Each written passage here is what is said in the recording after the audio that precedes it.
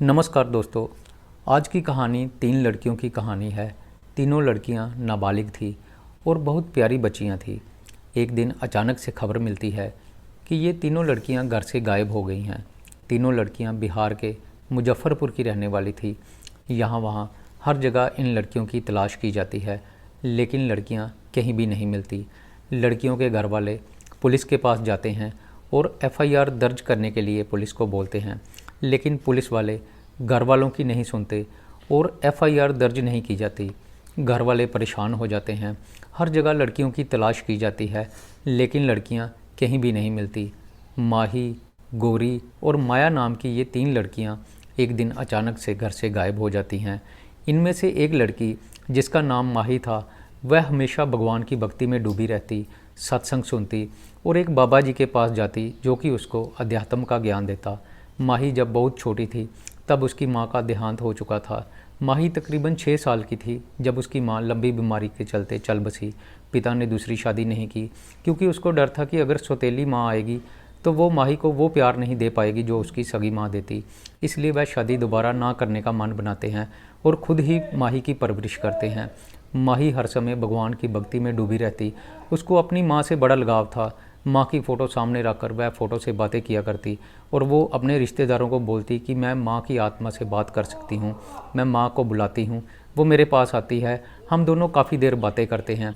रिश्तेदारों को लगता कि बच्ची है, माँ के बगैर उदास हो जाती है। उसकी तस्वीर सामने रखकर उससे कुछ देर बातें कर लेती है तो इसको ऐसे लगता है कि जैसे इसकी माँ सच में इसके सामने आ जाती है और वो उससे बातें करती है। रिश्तेदारों को कभी भी शक नहीं होता कि माही जिस तरह की बातें कर रही है वह माँ के वियोग में नहीं कर रही, बल्कि ये एक तरह का मानसिक विकार है जो उसके अंदर ही अंदर पल रहा था। और इस विकार को रिश्तेदारों ने समय पर नहीं पकड़ा और ना ही किसी डॉक्टर के पास उसका इलाज करवाया। परिवार वाले यही सोचते रहे कि चलो माही अपनी माँ की तस्वीर से बातें करके अपने मन का बोझ हल्का कर लेती है। लेकिन दोस्तों, ये कोई साधारण बात नहीं थी, बल्कि ये एक ऐसा मानसिक विकार था जो कि इंसान को ये एहसास दिलाता है कि जिस आदमी की मृत्यु हो चुकी है वो उसके आसपास ही घूम रहा है और वो उसकी उपस्थिति अपने आसपास ही महसूस करता है। माही अपने रिश्तेदारों को भी कहती कि मेरी माँ मेरे साथ गेम खेलती है। माही स्कूल में पढ़ती थी, वो कोचिंग लेने के लिए भी जाती थी। जहाँ पर कि कोचिंग लेने वो जाती थी वहाँ पर उसकी 2 सहेलियाँ बन जाती हैं, गौरी और माया, जो कि हमेशा माही के साथ ही रहती और अपने सारे दुख सुख की बातें ये तीनों लड़कियां एक दूसरे से करती। माही हमेशा भगवान की भक्ति करती और अध्यात्म की तरफ उसका ध्यान रहता।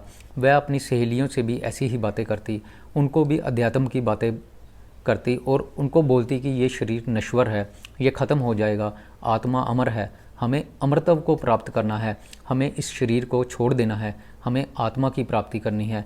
ऐसी बातें सुन सुनकर माही की सहेलियां गौरी और माया भी उसके विचारों से प्रभावित हो जाती हैं और वो हमेशा भक्ति में लीन रहती। 13 मई को माही अपनी दोनों सहेलियों गौरी और माया के साथ घर से भाग जाती है। उसके बाद वह ट्रेन पकड़ के मथुरा पहुंचती है। इन तीनों को ट्रेन तक छोड़ने के लिए इनकी 2 सहेलियां और भी स्टेशन तक जाती हैं।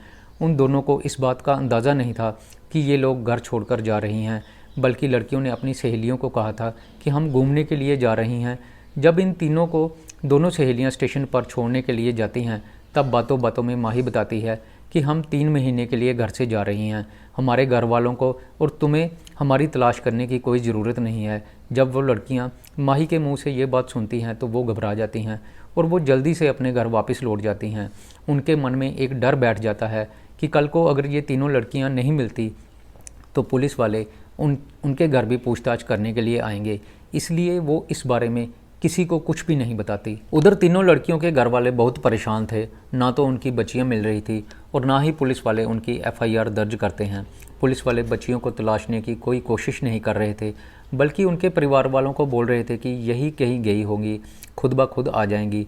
दूसरी तरफ मथुरा में कुछ दिनों पहले रेलवे ट्रैक पर एक साथ 3 नाबालिग लड़कियों के शव मिलते हैं। पहले तो पुलिस वालों ने शवों को कब्जे में लिया और उनका पोस्टमार्टम करने के लिए भेज दिया। वह इस बात की जांच करने में जुट जाते हैं कि आखिर ये लड़कियां कौन है। पुलिस वालों को लग रहा था कि तीनों लड़कियों ने ट्रेन के आगे कूदकर खुद ही सुसाइड किया होगा, लेकिन पुलिस वालों को ये समझ नहीं आ रहा था कि ये लड़कियां कौन है और उन्होंने सुसाइड क्यों किया। लेकिन जब उन लड़कियों के सुसाइड करने की वजह सामने आती है तो हर कोई हैरान रह जाता है। खुद पुलिस वाले भी जब पूरे मामले की तहकीकात करते हैं और जब सारा मामला खुलकर सामने आता है तो पुलिस वालों के भी रोंगटे खड़े हो जाते हैं। पुलिस वाले लड़कियों के शवों की शिनाख्त करवाने में जुटे हुए थे। पुलिस वालों को ऐसा लग रहा था कि हो सकता है कि ये मथुरा के आसपास की रहने वाली हों, इन्होंने ट्रेन के आगे कूदकर सुसाइड कर लिया हो। लेकिन जब एक लड़की के बैग पर लगे हुए टैग को पुलिस वाले देखते हैं तो वो हैरान रह जाते हैं, क्योंकि ये टैग बिहार के मुजफ्फरपुर ज़िले का था। अब ये बात बड़ी अजीब थी, अगर तीनों लड़कियां मुजफ्फरपुर की थी तो उन्होंने मथुरा में आकर आत्महत्या क्यों की।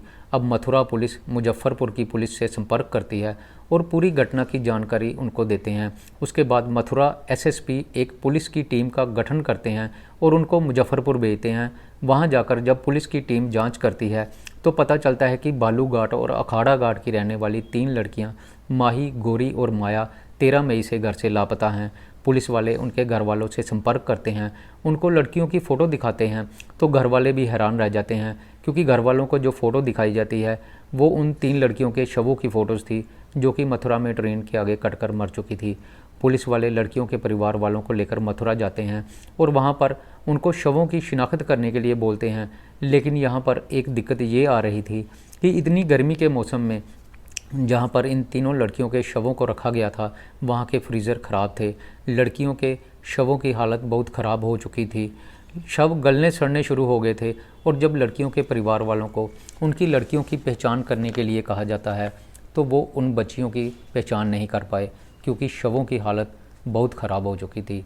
पहले तो उन बच्चियों के घर वाले इस बात से इनकार ही कर देते हैं और कहते हैं कि ये शव उनकी बच्चियों के नहीं हैं। लेकिन लड़कियों के पास से जो सामान बरामद होता है और उनके बैग और कपड़े वगैरह उन लड़कियों के परिवार वालों को जब दिखाए जाते हैं तो वो पहचान लेते हैं कि ये उनकी बच्चियों का ही सामान है। परिवार वालों का रो रो कर बुरा हाल हो जाता है। उनको समझ नहीं आ रहा था कि आखिर इन बच्चियों ने ऐसा क्यों किया। घर में कोई समस्या नहीं थी, बच्चियां पढ़ने लिखने में भी होशियार थी, भगवान की भक्ति में हमेशा लगी रहती, तो आखिर उनके साथ ऐसा क्या हो गया कि उनको सुसाइड करने की नौबत आ गई। मथुरा पुलिस मुजफ्फरपुर में लड़कियों के घरों की जब छानबीन करती है तो गौरी और माया के घर से लेटर बरामद होते हैं। माया के घर से बरामद होने वाले लेटर में लिखा था कि ज़िंदगी में थोड़ी सी परेशानी चल रही है, हिमालय में बाबा ने हमें बुलाया है और उनसे मिलकर हमारे सारे कष्ट दूर हो जाएंगे। दूसरी तरफ गौरी के घर से भी एक लेटर बरामद होता है। गौरी ने लिखा था, सारी से कुछ नहीं होता, तुम मत मरना, तुम्हारी मौत से पहले मुझे मौत आ जाए, सॉरी मेरी वाइफ। अब ये दोनों लेटर बड़े ही रहस्यमय तरीके से लिखे हुए थे। इनमें लिखी गई बातें किसी को समझ नहीं आ रही थी। सारा मामला लड़कियों के साथ ही ख़त्म होता हुआ नज़र आ रहा था। लड़कियों ने आत्महत्या क्यों की, इस बात का रहस्य ही बना रह जाता है, क्योंकि उन्होंने कोई भी सुसाइड लेटर नहीं लिखा था। माही के पिता मनोज कुमार बताते हैं कि उनकी बेटी 13 मई को अचानक से घर से गायब हो गई थी। उसके फ़ोन की लोकेशन जब पुलिस वालों ने ट्रैक की तो आखिरी लोकेशन कानपुर से मिलती है। उसके बाद उसकी बेटी का मोबाइल स्विच ऑफ हो गया था। उसके बाद मनोज कुमार बताते हैं कि उनको समझ नहीं आ रहा कि तीनों मथुरा कैसे पहुंच गई और उन्होंने आत्महत्या क्यों की। दूसरी तरफ गौरी के चाचा मुजफ्फरपुर पुलिस से बहुत नाराज़ थे। वो बताते हैं कि लोकल पुलिस ने उनकी कोई मदद नहीं की, उनकी एफआईआर तक दर्ज नहीं की गई। अगर मथुरा पुलिस खुद तहकीकात करने यहाँ ना पहुँचती तो उनको कभी भी पता नहीं चलता कि उनकी बच्चियाँ अब इस दुनिया में नहीं हैं। वो ये भी कहते हैं कि अगर पुलिस वाले समय रहते एफआईआर दर्ज करते और तत्काल कार्रवाई करते तो हो सकता है कि उनकी बच्चियों की जान बच जाती। उनके सुसाइड करने से पहले ही अगर हम लोग उन तक पहुंच जाते तो 3 कीमती ज़िंदगियां बचाई जा सकती थी। पुलिस वालों ने हमारी एक नहीं सुनी। गौरी की मां आशा देवी से जब इस बारे में पूछा जाता है तो वो बताती है कि जब उन्होंने बेटी के शव की शिनाख्त की तो उसके हाथों पर मेहंदी लगी हुई थी, लेकिन जब वो घर से निकली तो उसके हाथों पर मेहंदी नहीं लगी थी। वो कहती है कि लगता है उन्होंने मथुरा में जाकर मेहंदी लगाई होगी। जब लड़कियों की लाश मिलती है तो उनके हाथ पर मेहंदी से SVG लिखा हुआ था। पुलिस वाले इस SVG के शब्द को डिकोड करने की कोशिश करते हैं तो वो इस नतीजे पर पहुंचते हैं कि लड़कियों ने शिव, विष्णु और गणेश 3 भगवान के नाम के पहले अक्षर लिखे हुए थे, क्योंकि ये तीनों लड़कियां भगवान की भक्ति में हमेशा लीन रहती थी। लड़कियां 13 मई को घर से निकली और 24 मई को वो मथुरा में ट्रेन से कटकर मर जाती हैं। इस बीच 11 दिन वो कहां पर रही, पुलिस वाले इस बात की भी जांच कर रहे हैं। CCTV कैमराज की फ़ोटोज़ खंगाली जा रही है। मामला संदिग्ध लग रहा है। ऐसा लग रहा है कि हो सकता है कि बच्चियों ने आत्महत्या की हो, या ये भी हो सकता है कि किसी ने उन बच्चियों को मारकर ट्रेन के आगे फेंक दिया हो। इसलिए ट्रेन के ड्राइवर से संपर्क किया जाता है। ट्रेन के ड्राइवर शिव कुमार से जब पुलिस वाले इस मामले में पूछताछ करते हैं तो वो पुलिस को बताता है कि मथुरा दिल्ली रोड पर ट्रेन वो चला रहा था। तभी तीनों छात्राएं एक दूसरे का हाथ पकड़कर अचानक से ट्रेन के आगे आ जाती हैं। पहले तो वो तीनों लड़कियां साथ वाली पटरी पर चल रही थी, लेकिन जैसे ही ट्रेन उनके पास आती है तो तीनों लड़कियां उसी पटरी पर आ जाती हैं जहां पर ट्रेन चल रही थी। अब लड़कियां अचानक से ट्रेन के सामने आ गई थी तो ट्रेन की ब्रेक भी नहीं लग पाती। तीनों लड़कियों के ऊपर से ट्रेन निकल जाती है। जब ड्राइवर ट्रेन को रोकता है और नीचे उतर कर देखता है तो तीनों लड़कियों की मौत हो चुकी थी। तो दोस्तों, मैं यहाँ पर यही कहना चाहूँगा कि आत्महत्या किसी समस्या का हल नहीं है। अगर किसी की ज़िंदगी में कोई परेशानी है तो वो 4 लोगों के साथ बैठकर अपनी परेशानी जाहिर कर सकता है। हो सकता है किसी न किसी के पास उसकी परेशानी का हल हो। दोस्तों, मेरी आज की ये कहानी यहीं पर ख़त्म होती है। मैं फिर आऊँगा आपके लिए एक नई कहानी लेकर। तब तक के लिए नमस्कार।